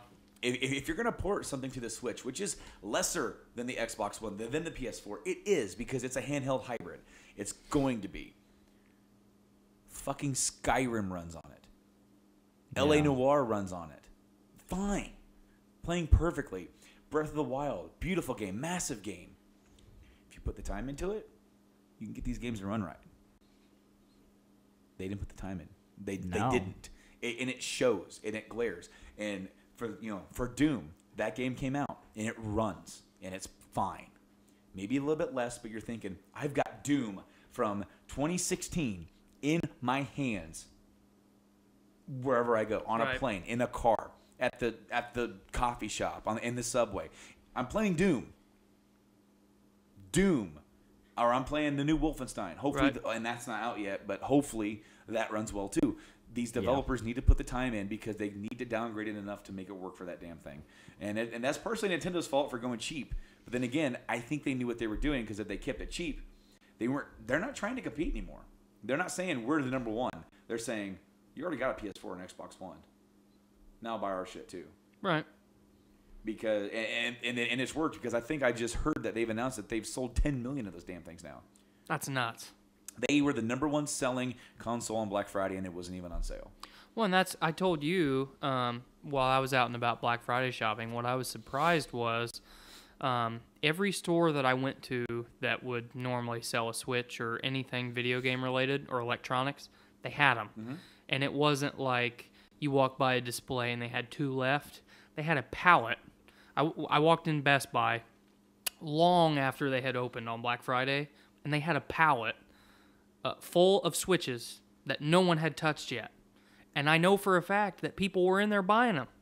So I was really surprised that, whether they were on sale or not, that there was enough for everybody that wanted one. Mm-hmm. Because, a lot of times, especially during the holidays, if you want something that's big, something that's expensive, there's not going to be enough of them. The Wii. The Wii. Yeah. So, I mean, thumbs up Nintendo for making enough of them. Dude, I guarantee you, like they pressure their suppliers to like bust their ass to make sure that they would not have a short holiday season, because they were competing against cheaper consoles. Mm-hmm. You know, they definitely were like, for $200 you could get a 1 terabyte PS4, or you could get was it a terabyte Xbox One S? I don't know. It was an Xbox One S that has playable Blu-ray 4K capabilities. So right. we got another terabyte PS4. Then the PS4 Pro was like $350, and it's remaining $350 until Christmas. And then the VR had a slash, you know. So, and then I don't think the Xbox One X, since that just came out, I think it's still right. $50. I don't. But you know, for what the One S costs. Yes. I mean, and the Switch still outsold it. Dude, the Switch is on fire right now. And I went to Walmart while I was waiting for you guys, and they have plenty of Switches. And the games library is growing. It is growing. It's coming out. It's been out for it will have been out for a year, and they got some good games coming out next year for that damn thing. And Capcom's releasing more games for it now. They just put some, you know, they put their shitty ass port of Street Fighter out for it for $40. They put out the Revelations remaster stuff. Now they're putting out the new Street Fighter 30th Anniversary Edition that comes with 12 Street Fighter games. I think 4 of them are online playable. Jeez. I know, but it's 30th anniversary, so what can you do, man? I'm really happy to see how fast the Switch library is growing. Yes. Not just the fact that it's growing, but how fast it's growing. You know, Nintendo needs to keep doing what they're doing and depend on their first party like they've always have. That's what kept them alive during the Wii U era, was they kept putting out quality Mario, or I shouldn't say Mario, there was like very few Mario games other than Mario Maker and the new Super Mario Brothers, which they've already had other versions, but you had a lot of great Zelda titles. Mm-hmm. The 2 remasters, and then of course Breath of the Wild came after the Wii U as well. But their first party stuff is always top notch. And so, starting off with the Switch, you had Breath of the Wild. A month later, you had Mario Kart 8. Okay, it's rehashed, it's already been done. But the Wii U only sold 13 million units. Mario Kart 8 sold maybe 4 million copies. This is a new audience. It's just like with The Last of Us. You find a bunch of people from Xbox coming over. Guess what? You missed this remaster. That's how I played mine. Otherwise, I would have never played it. Yeah, and then they had Splatoon 2, a sequel to... somehow, Nintendo was able to do a first-person shooter and make it kid-friendly. You know, and it's fun. It's actually fun to play. It is fun. You wouldn't think so? Yeah. But damn, wow, okay. It's different. It's unique. Then go into the fall, then you have Mario Odyssey, which is probably the best 3D Mario game since Mario 64. I'm having a lot of fun with it. And just like what I said about This Is the Police, the way I'm playing Mario Odyssey is I'm maybe playing it once or twice a week. But when I do, I'm putting like a couple hours in. And I'm just chipping away at it. Because I can pick it up, put it down. Because I don't have to go, man, what's the story? What is I doing, man? Mm-hmm. What's in my inventory? No, you go in, you find moons, you jump on shit, you throw your mustache and hat on people. And then, like, it's quirky as hell, but it's fun. Yeah. And that's what, man, gaming's gotta be fun. And I think some people get so focused on these big, realistic AAA shit that people forget about that. Mm-hmm. And we need more stuff like Mario that you can just play and have a good time. Yeah. And then go do whatever you need. Oh, shit, I gotta go do the dishes. All right, I'll play this later. Much like a Diddy Kong racing remake. I would love a new Diddy Kong racer. I would love a new Donkey Kong, like a 64 remake. Okay. Or just port that over to the Switch. Well, because what they did, a whole new game. Because what they did for they did Donkey Kong Country Returns. Yeah. Which is like a newer version of Donkey Kong Country. For it's like the Super Mario Bros. 3D. And then Tropical Freeze was fun but hard. And I talked about that the last episode I was on. I still have not played it. I'm waiting for a snowy, rainy day to where I can just, let's try this out. All right. Well, anyway, that's all I got. Anyway, one thing that we talked about on the last episode that you guys were on is that the Monster Hunter beta was happening. Yeah. And as we recorded it, it just went live, so we hadn't even tried it yet. Spoiler alert, I didn't get a chance to play it. I downloaded it, still didn't get a chance to play it. That's such a bummer. It is. I think I played the most out of any of us. You did, because I had to. Adult. I downloaded it, and I didn't have. I wouldn't call it adulting.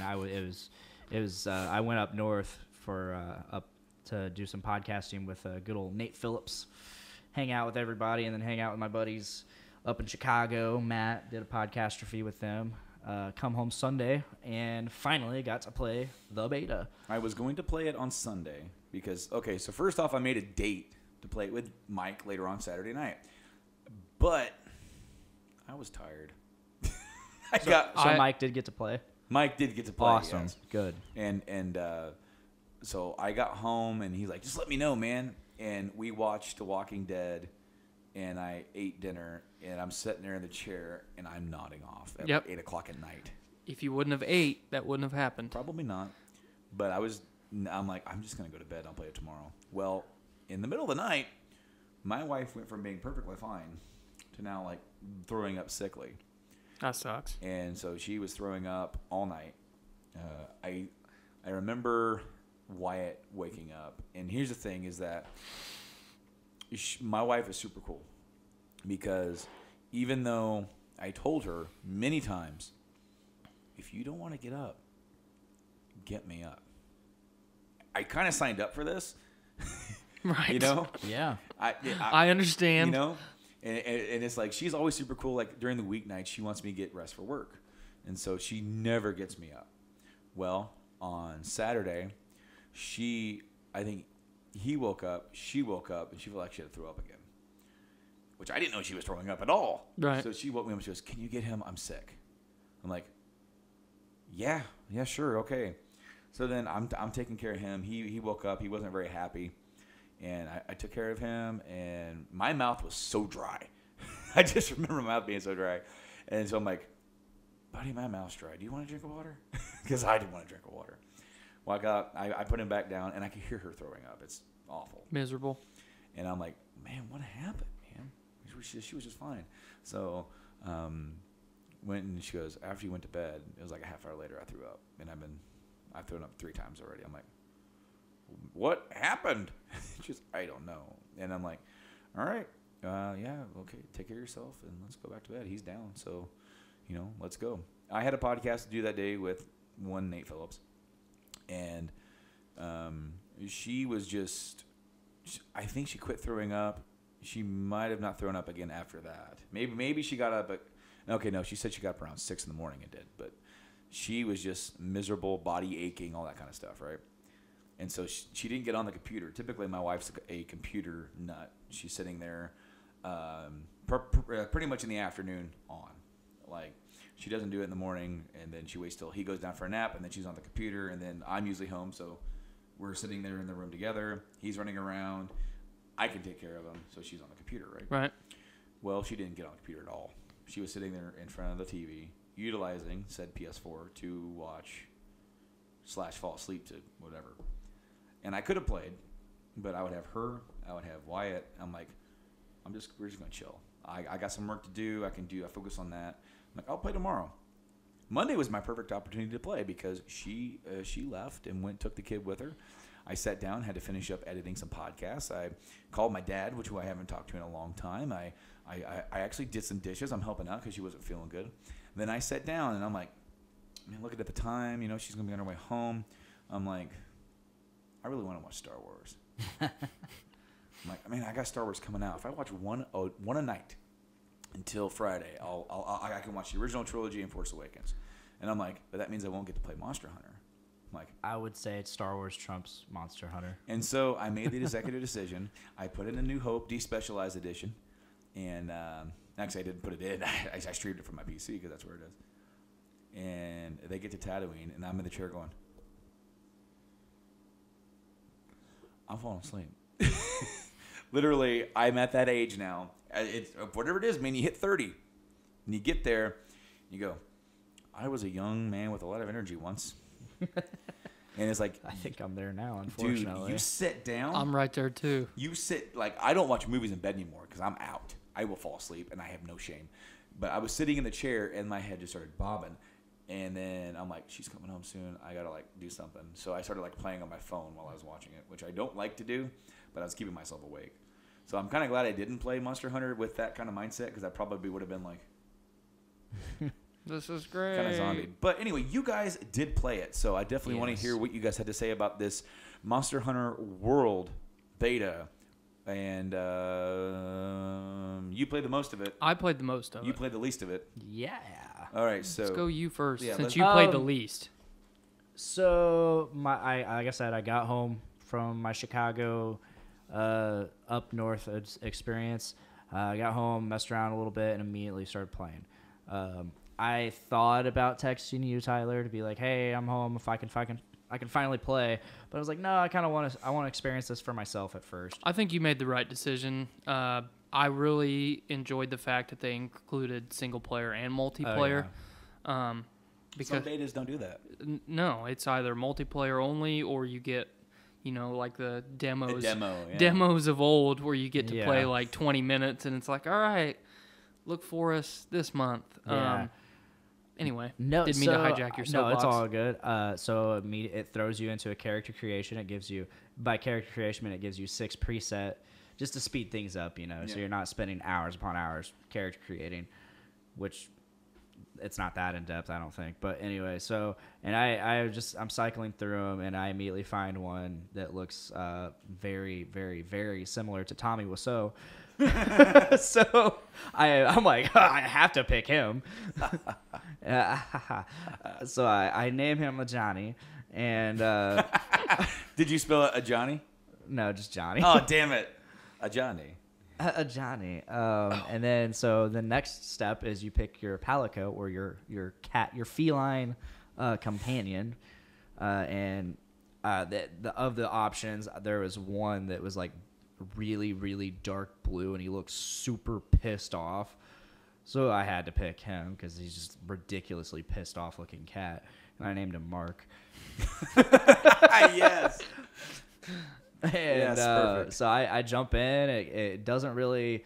It takes you to just a screen that has a selection of quests, and there's only 3: beginner, intermediate, and advanced. The beginner and the advanced are in the same jungle area, and then the intermediates in like a desert area. So I remember telling you, I'm like, you know what? I'm just gonna go balls out and go straight for the Anjanath, which is the advanced quest. I'm like, we're just gonna do it, see what we're up against. No, I didn't do that. Of course, I go for the Great Jagras, which is the beginner, and I went immediately to my go-to for Monster Hunter weapon choice. It was the hammer. I was assaulted by just awesome. It immediately it tells you what to do. It's like, open your map. Oh, you have these things called scout flies, and they're gonna find little clues, and those clues are gonna help the scout flies find the monster you're hunting. And I'm like, this is kind of lame, but at the same time, it was kind of I felt like it was actually necessary. Well, and that's one thing you and I have talked about just one-on-one, how up until this point we were really worried about the scout flies and how much you would have to rely on them to locate your prey. Yeah. Because I think it's necessary to make it somewhat accessible. Yeah. For the console generation of people that haven't played this. I mean, this is not a very popular franchise for the total masses. I mean, it has cult followings like us who have played it from the beginning. What I like about this whole scout fly thing is, okay, so in the previous games, you have quests, and those quests are very set, programmed quests. Things happen if things happen. You know what I'm saying? Like, you do one thing, it sets off some things. And so, say you did Attack of the Rathalos in the first Monster Hunter for PS2 from 2004. The Rathalos monster on the cover, it starts in Area 3 or Zone 3 every time. Every single time. You can just go straight there, and he's just walking towards you. That's not the case for this game. It's just there. Like, it's an ecosystem.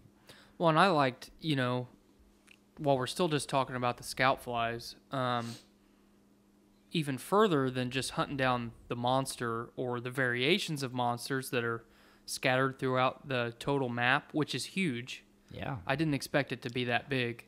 We'll get to that later. But the scout flies can also find items. Yeah. So as you're walking, you're bebopping by, and normally, when you would walk through the map in the original game, you would see a pile of mushrooms on your left. Oh, hey, look, that bush over there. I bet it has herbs. Yeah, a bush, or, you could see some bugs, like, oh, I can use my bug net here and catch some bugs and make some stuff. But now, the whole time you're running, you might be on the direct path for the monster. Your scout flies are going out everywhere, just grabbing shit. Hey, check this shit out. Yeah. Hey, we're over. Check this out. That's pretty much what it is, and I thought that was really cool. Yeah. So, well, with as much like foliage and stuff that they're including in this, they almost have to. Right. Although you can kind of pick the stuff out while you're running through and you see shit. Yeah, you can pick it out easily. But yeah, I like that. I like how what they're finding, those little clues, they're actually generated as the monster does things. Right. It's not just like always there. Mm-hmm. Like, that would have bummed me out so bad. It's not Zone 3. Yeah. No, it's literally a living ecosystem. Everything, there's a food chain. It's alive. It's the best way I can put it. It's alive. And that's something we've always wanted. Us Monster Hunter fans, it's something we've always wanted. Mm-hmm. I remember before I had the game, I read it was a Game Informer or one of the older gaming magazines. They had an article for Monster Hunter, and I read it, and it was all talking like, oh yeah, set up camp. And so I immediately thought, oh, I can set up camp somewhere. And then use clues to stalk your prey and hunt it for days until you find it and know what to do with it, and then you go attack it, and then you can use its parts. You can use parts from it to craft better weapons and armor, which that's true. Everything else, no. It's a set base camp, and everything's set in stone. They're finally following through on their promise that they gave us 14 years ago. Now they have multiple base camps. Yeah, they're still set, but you can fast travel to them, which is cool. And you can visit these things, these areas, this jungle, and it's free roam. Mm-hmm. Yeah, like you after the quest is over, it gives you an option. Hey, do you want to go back to the hub, or like basically the village or the hub that isn't quest? It's basically a safe zone. Right. Or you can just stay there and just keep doing whatever you want. That's cool. Hunt other things, collect resources. Mm-hmm. So how big do you think this game world's actually going to be? Oh, Jesus. I mean, judging just by the desert and the jungle areas, absolutely massive. They just revealed the volcanic area in a video the other day.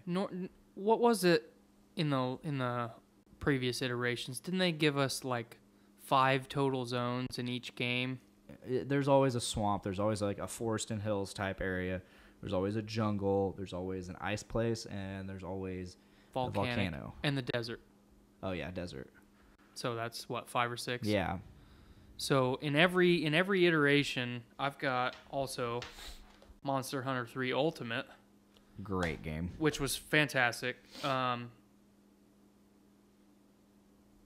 my train of thought. From this game all the way up until, or from the original Monster Hunter all the way up until 3 Ultimate, which is the last one that I played, because I don't play handhelds. You had pretty much those 6 zones, and you knew that every type of monster that you fought or were out to fight in each of those zones was somehow tied to those zones. Yeah. So you're going to fight lava monsters in the volcanic zone or rock monsters in the desert zone. Except for 3 Ultimate, where they introduced Devil Joe, which is a giant T-Rex. Right. And it's just everywhere. Right. And it can randomly show up, whether you're hunting it or not. Yep. It's an asshole. So in 3 Ultimate, they started to give us so bad. what they promised us in the original Monster Hunter. And one thing not to shy away from Monster Hunter World and start talking about Monster Hunter in general, but they really improved the AI from because so it goes Monster Hunter. I'm going with American releases too, by the way. So it goes Monster Hunter Freedom, Monster Hunter Freedom 2, and then Monster Hunter Freedom Unite.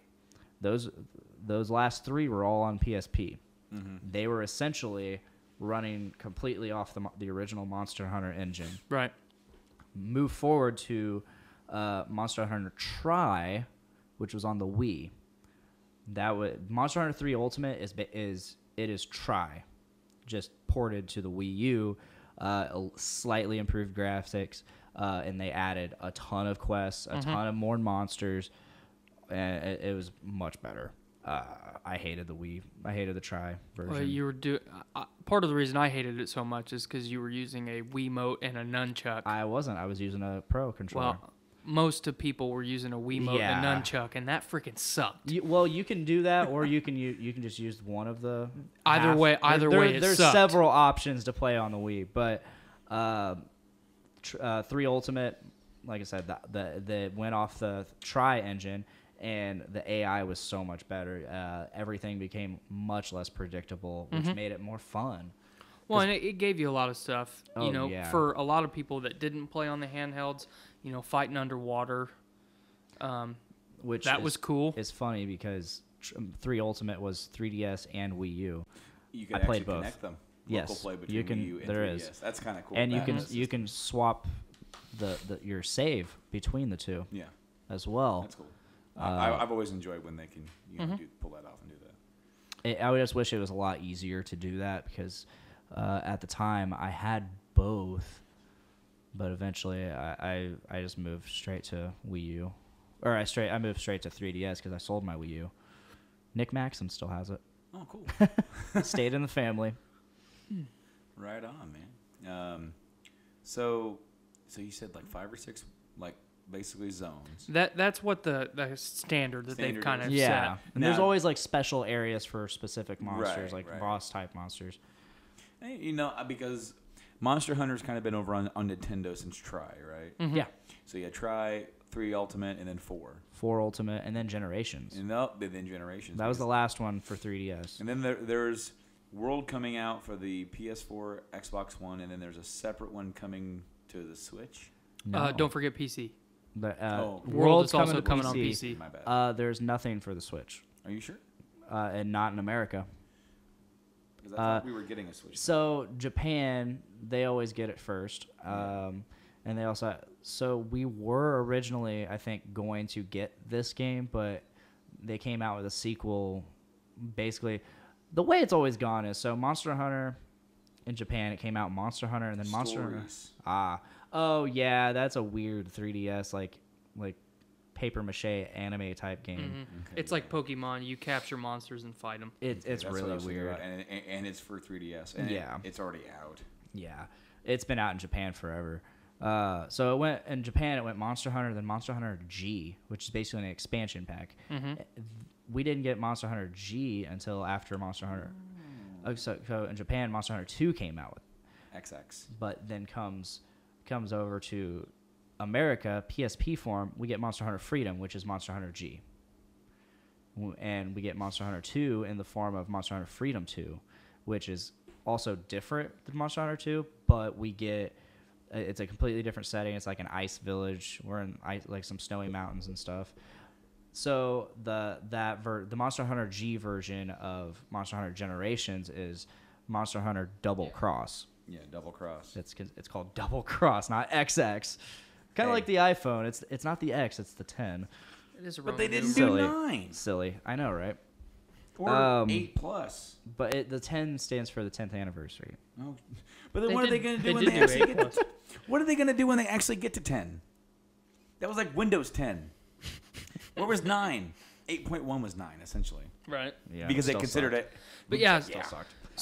So every Monster Hunter game that we've gotten in the U.S. has basically been a year or a couple years behind what they have in Japan. But Monster Hunter World is completely new. Yes. It is not something that's universal release, right? They're yeah. Because it's going to release at the same time worldwide. worldwide. You'll be able to play with anybody. It's internationally playable. That's cool. Yep. You can set. I think it automatically translates too. No, that's neat. But you can also set it to Your region. Yeah, your own region. Not even. When I was looking at the matchmaking in the beta, it says language. It doesn't say region. So I said same language. But at the same time, I literally only played with you, and I played only one quest with you. And then it was late at night. And then you had pizza. I had pizza. It was late at night. You were ready to go to bed. And like what happened was we selected to stay in the same party, and it's like as it went to the next screen, it was like error, and I was like, we already had a bunch of issues trying to connect to each other. Yep. We had to type in a quest ID code. Oh man, that was like super long. It's not gonna have that. You're sure it's not gonna have that? There it said friend drop in. Okay, cool. That's, like friend list invite, stuff like that. Cool. Because stuff like that's kind of a hindrance when you're trying to get together. And Oh play. yeah, that's what they had on the 3DS. That was a big thing in Dark Souls 2 and Dark Souls 3. Tangent here. I'm big fans of those games. I don't mind it when it's not something that, as long as it doesn't take me an hour to do it, I don't mind, matchmaking codes. Yeah. But when it takes 45 minutes to start a lobby, that's when it becomes excessive and unnecessary. The only plus thing that I've ever thought of for the new Kinect, were the codes. Oh, yeah. You and I have talked about that a little bit. I don't know if you've got one in here. No, you don't. Absolutely not. Why would you have one in there? But you know how like you input your code? Well, they put a little barcode on there, like a square barcode. That is in my console. It is? Yeah. Anyway, so you have a little barcode, and if you have the Kinect hooked up, it'll scan that and automatically put the code in for you and just redeem it. Nice. And I'm like, that's the only reason why I would use this, because I'm so tired of typing these things in after 10 years. Yeah, right. Tired of this crap. Yep. So, like, as I think I was typing in something. Oh, it was the download code for when I was doing the Stick of Truth, because I got the Fractured Butthole, and it came with a download code for Stick of Truth for Xbox One version, not just a backwards compatible version. Yeah. And I'm like, oh, you know what? What the heck? I'll redeem it. And it had the little barcode on there, and I'm typing that thing out, and it said wrong code. I'm like, you son of a bitch. I missed one thing, and it was like, yeah. It was one thing twice. And I was like, because I hated the fact that you had to have the Kinect plugged in, or they got rid of that. But now you can't even like you have to they quit producing the Kinect altogether. So they've just said. That was funny. Perfect. That was pretty cool. Perfect. Don't forget about me. Anyway, back to Monster Hunter. Yeah, back to Monster Hunter. No, I thoroughly enjoyed what I played. That's cool. I wish I could have played it. No, I mean, the Great Jagras, the beginner fight. The shit monster. Like, I went in there and I started playing, and as soon as combat started, there was like a couple very minor differences. I have some qualms with the controls that I'll eventually get used to. Well, we might have the ability to change them too. We might. We don't quite know yet. I went in there and I mean, from the videos, everything looked really different from like the professionals playing it or the developers playing it. Obviously, they know how to do all these new things. No, you can go in, and I went in and I immediately started playing like I have always played, and I could do that. Yep. And I think they've done a good job of making it accessible enough. It's very accessible to new people, and it's very true to its roots. Very true and accessible and seamless to the people that have been playing for You could go straight from the original Monster Hunter into World and play it, no problem. Honestly, yeah. Aside from, so the control scheme changed a tad from that. So on the original PS2, the way you attacked was using the right analog, which is weird. You hit up for like a forward swing, right for a side swing, and it's weird. Now you use the actual buttons, and you control the camera, which is weird because they changed the D-pad controls to, I don't even remember what it was, but I didn't do anything with the D-pad. I'm used to using the D-pad to change camera. Although I have it with the, that's right, I forgot. You tap the D-pad. I can still use it because I'm using my right hand to attack, if I'm stationary, I can use the D-pad to move camera. Mm-hmm. Can't do that now. So there goes a huge tactic that I have always employed. It's one of the things that's helped me out a lot is being able to change that camera in that manner. And I don't have that now. But I've been playing this game for years. I'll be all right. I'll be okay. I'm sure, after the 48 to 72 hours that we spend on the first weekend, we're gonna figure out what the hell is actually going on as far as the camera controls and whether we can change control schemes and whatnot. Speaking of, go ahead. Sorry. Because like one of the qualms that I had with the control scheme is they added a second sprint button. So R1, I told you I could hold R1 and sprint. Well, you can also click the left analog stick and sprint. So why do I need two? That's redundancy. Why do I need two? So maybe I can remap that to where that R1 does something different. We'll see when we actually get the full game. But I was messing around with that. You can change that to where R1 isn't that. I don't know what else. I can't remember. But no, so as soon as I got done, after every quest, it's like, hey, visit the website to pre-order or something. Visit the store to pre-order. And so I went to the actual website, and I saw that there was a collector's edition version. Which we haven't seen anything about anywhere. It hasn't been advertised, nothing. So I check it out, and I go to GameStop physically in real life, and I'm like, hey, I'd like to switch my pre-order to the collector's edition. They're like, we can't do that. It's not even showing up. I'm like, that's interesting because it said it's GameStop exclusive. So they're like, I was like, can I just go online and then it'll be there?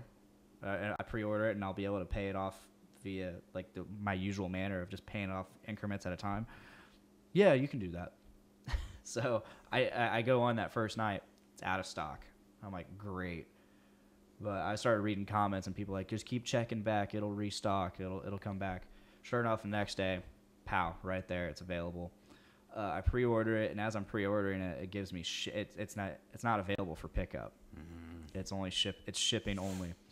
So it did give me a day one option shipment, but since it's Friday, it might not get to me day one. It said it'll either ship day one or the next business day. Mm-hmm. Monday. So I think I'm not going to cancel my already pre-ordered Monster Hunter and just have 2 copies, at least for the first weekend, and then I'm just going to take it back. Well, you'll get some more out of that because you'll be like, oh, man, you didn't like it? Yeah, I hated it. Get rid of it. Give me money. But just so I can guarantee that I have it day one. Yeah. Guarantee that I can have all the fun experiences with my good old pal Tyler over here. I think I'm just gonna keep them both. Well, and you brought up a good point to me before we started filming that almost everything that's a part of the collector's edition you can buy post the digital stuff. Yeah. Yeah, the digital stuff. So. Assassin's Creed did that. Assassin's Creed Origins. So my dumbass, I was going through all the Ubisoft options and stuff, and it's like, oh, buy the digital deluxe extra stuff. I'm like, okay. I already got the Steelbook and all that, but it's like it didn't come with all that stuff. So I went ahead. I was like, okay, I'll buy it. Sure, it's just $10, whatever. I had the season pass, which had all of that stuff. They got you. They bamboozled you. And I hadn't entered that stuff yet. But so I'm probably just gonna get the basic version that I have pre-ordered, and then spend $15 or whatever later on. And it's weird because they only had the digital deluxe. They didn't have an actual deluxe. They just had a digital deluxe, and I hate that because then I like to have physical copies. I think but because you're able to buy that stuff separate. I think industry wide they're trying very subliminally and very casually to just go fully digital is what it feels like to me right now. It will go full digital. There's always going to be a market for the physical copy because you notice limited run games, stuff like that, kind of bringing that in. and bringing you digital or physical copies of digital games. You know, for example, this is available for you on Amazon right now if you want this physical copy. You're paying a little bit extra for it. How much do you want it? Right. Yeah. You know, do you have any idea how much I was like, I'm just going to get this digital. It'll save me like $30. And then I was on there ordering this, and I saw this and went, I'm a big fan of Chrono Trigger. Huge fan. I'm more a fan of Chrono Trigger than I might be of this game. Right. But here it is. Full price. It's only like $12, $13 more. Fuck it. And then I did it. I mean, so there. While yes, we are going to go all digital, until they take away a way for us to play physical media on the consoles. There's always going to be a way to get physical copies. Hopefully. Yeah.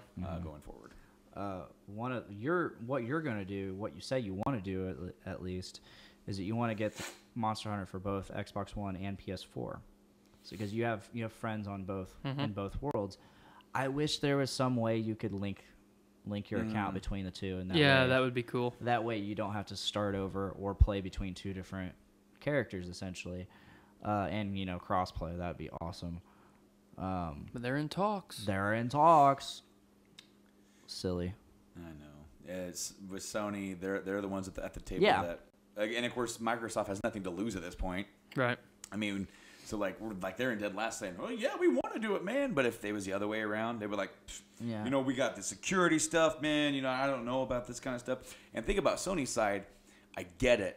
They had like a $1 billion hack thing happen to them, so they were like, anything regarding network stuff, they're like, yeah.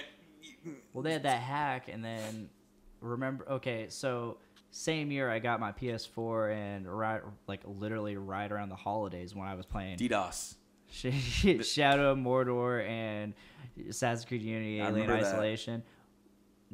Fucking hackers come in and they're like, spend time with your families. That was like the Lizard Squad or whatever it was. Yeah, and they're like, no, play PSN, Xbox Live.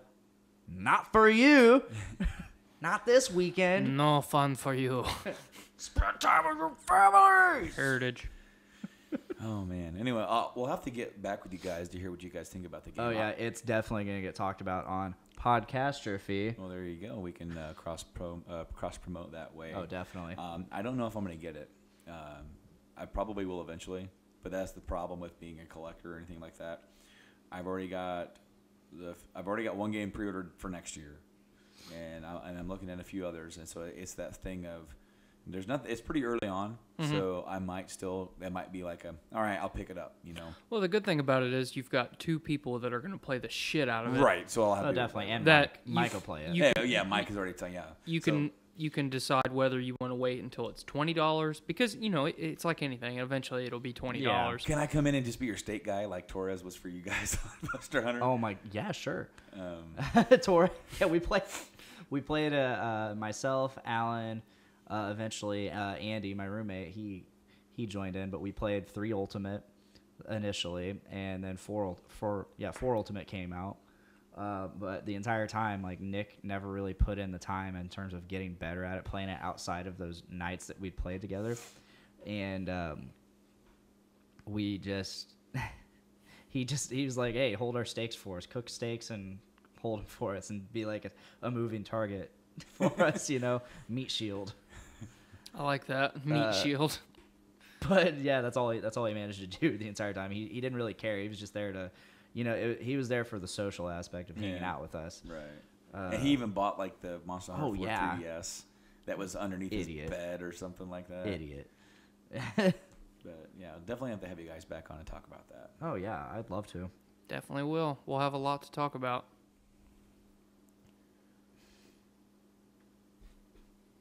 I think it's going to do it for us for today on the show. Yay, Dead Space. A little bit of a pregnant pause there, but I think that's going to do it for us this week here on the show.